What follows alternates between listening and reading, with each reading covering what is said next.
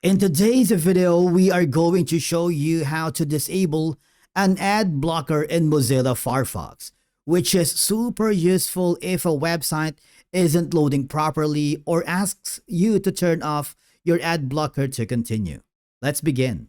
Now, the first thing that you need to do is open Firefox and make sure you are connected to the internet and hover to the top right corner where you can see the three horizontal lines, also known as the menu button, and I want you to click the settings.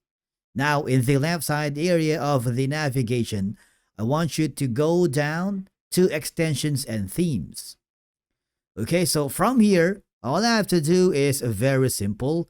Go to the extension or the ad blocker that you want to manage.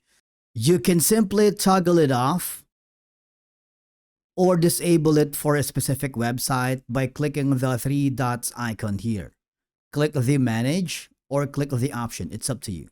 Now, for example, if you want to create an exemption for an existing website that you wanted, click the add button.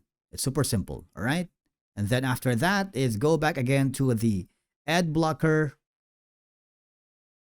And then if you want to disable the ad blocker entirely, remember to toggle it off by clicking the slide button here.